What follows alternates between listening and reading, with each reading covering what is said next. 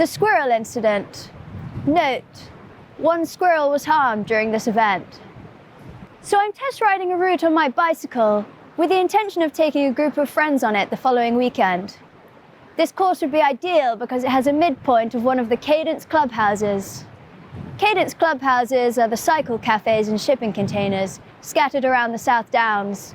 You'll see a congregation of raffia-clad lycra heads there, with strings of mozzarella hanging from their mud-laden chin to their toasty.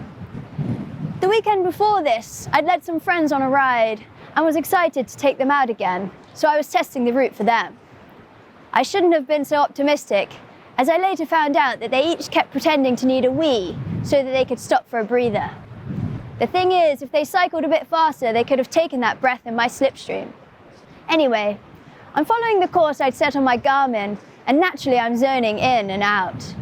It could be the repetitive motion of cycling, the at times monotonous landscape, or a general tendency to lose focus that often leads my mind to wander when I'm on my bike.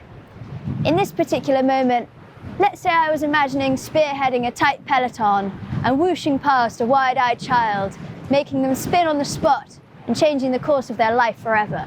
I zone back in, and my pesky Garmin has taken me on a dual carriageway again, and it's quite hairy. There's barely 20 centimetres between the mountainous cat eyes and a steep muddy verge to my left. Traffic is rinsing past on my right at 60 miles an hour and giving me no space, as if making a point to scare me.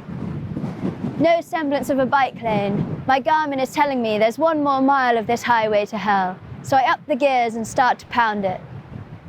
Ahead of me, I see a squirrel hopping onto the verge, likely after a delicious acorn or discarded McDonald's straw. As I hurtle towards him at full speed, he's surprised.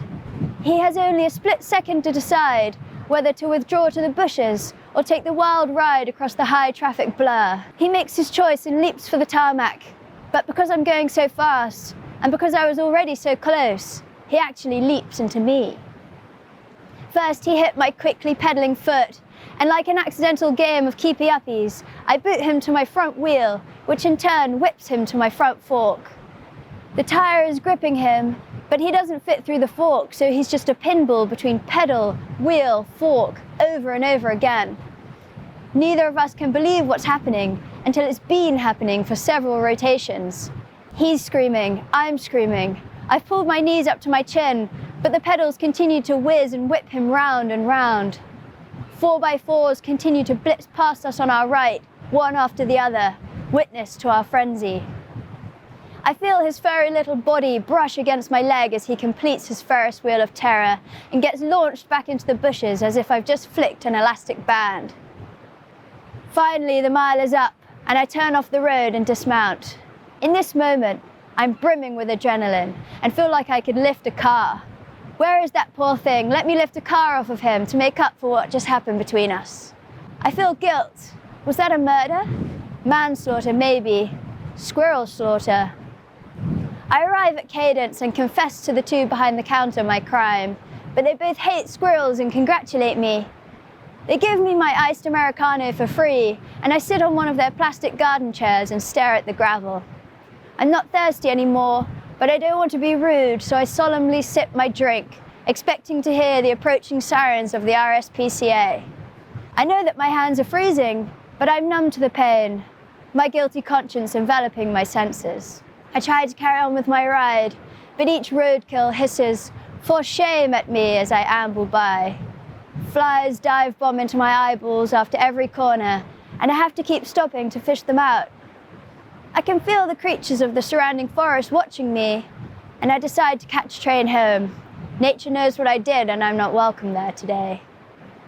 In the evening, I have a first date and reveal my sin when she asks about my day.